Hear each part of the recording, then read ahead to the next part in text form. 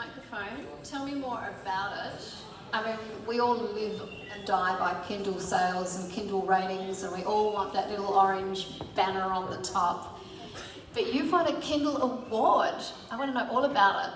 Yeah, it was a surprise actually to me. I've got an amazing group of readers, and I initially wrote the book that won that award as a favour to one of my friends who was writing an anthology of superhero novellas.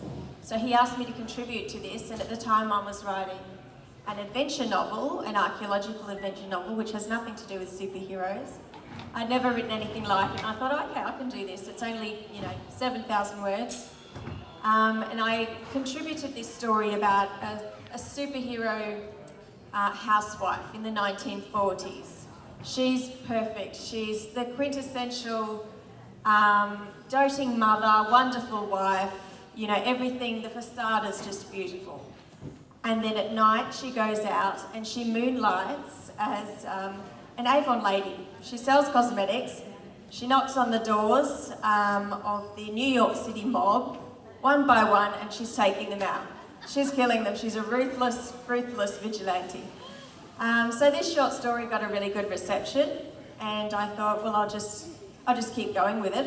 It was really fun, and eventually I've turned it into an entire series.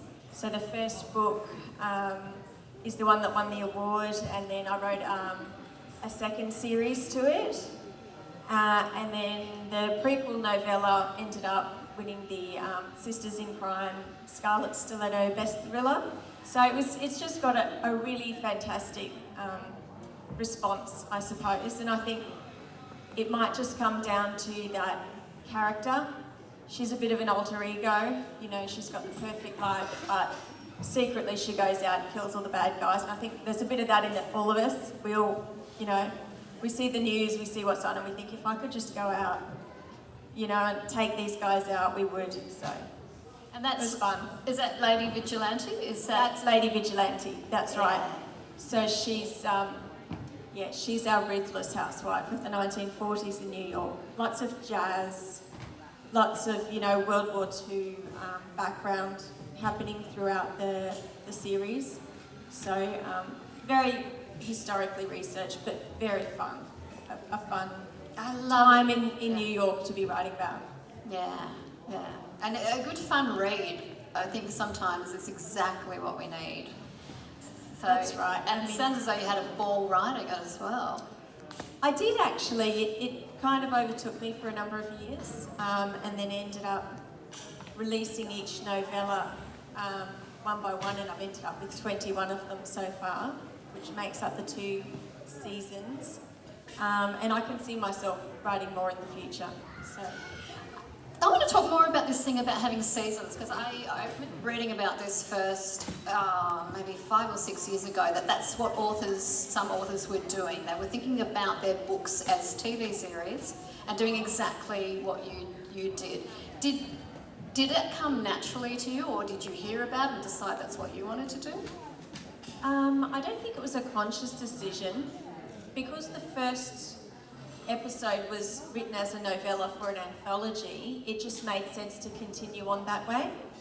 And I also have 3 beautiful children and not much time to write. So as far as releasing stories go, I could get anything from 7,000 to 15,000 words out every few months, and it was a lot easier for me to keep doing that than try and sit down and smash out, 80 or 90,000 words.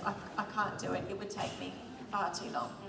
So it was just helping me get the momentum going and keeping the momentum going so that I could actually release it at all. And so with each of the episodes, what, you'd end on a cliffhanger or a twist, or it's essentially like a Netflix movie or a TV series. So each one is a particular fight, a particular bad guy that's being dealt with, and then it wraps itself up, but there is a larger overall story arc. So she's working her way to an end goal that we reach after 10 episodes. So there is a bit of tying up after each one because you don't want to end everything on a cliffhanger, but there are overall cliffhangers. So it keeps me motivated as well because I'm like, I can't leave it hanging. Let's keep going. Is there a season 3? I would like there to be a season 3. Yeah, I would like to get back to it. I'm actually writing the sequel to Human, which is the adventure novel this year. And I'd like to come back to Lady Vigilante next year if I can. Yep.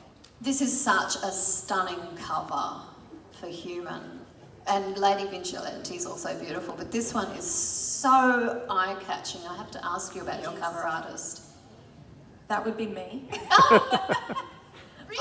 I've become very good at Photoshop over the years, so I do all my own covers and promotional material. It's one of those things as an author that you end up getting all of these new skills, and Photoshop's just one of them. That is So, so gorgeous. It's beautiful. Thank you. Well, it's a lovely model. I have a thing with red hair. I absolutely love red hair. And the main character in this adventure series is just got this blazing red hair, so you know, I needed to have that on the cover. So this is your latest novel, Human. So this was actually my first novel, and then I did Lady Vigilante, Okay. and now I'm coming back to do the sequel for this because this poor girl's been waiting for her sequel to happen for about a decade. So I'm getting there. I'm getting there this year. Okay. There was a bit of pressure. And an adventure novel. Tell me more about what an adventure novel is. She's an archaeologist, she's a modern day archaeologist, and she gets thrown back in time 50,000 years to prehistoric Indonesia. So she's tasked with saving a prehistoric species of human from extinction, Wow. an actual one that did exist at that point in time. And on the flip side, we've got a modern character in the physics department where the accident happened, who's trying to find her and bring her back. So it flips between this modern catastrophic Earth and prehistoric survival, where she's got to rely on her ingenuity, her compassion to try and save these hominids and also save herself. So it's quite a big story. Okay. Yep. And deserves Hence a the sequel. Yes. It's been lovely to talk with you. Thank you very much. Congratulations on all your success and your gorgeous covers. Thank you. Yes, I- I actually find it really relaxing doing that. I probably procrastinate a bit, playing in Photoshop more so than I do writing. Do you do covers for other A people? bit naughty. No, I don't. No. Is that something you would consider? I could. Yeah. I just juggle so many things. I haven't actually thought about that. But Yeah. I do enjoy doing it. You know, It's fun. honestly, I think you'd have another career I doing should that. get some more business cards. Thank you. My absolute pleasure. Lovely. Thank you so much. Congratulations on everything and your awards and your covers. Astounding. Hayley Barrow Smith.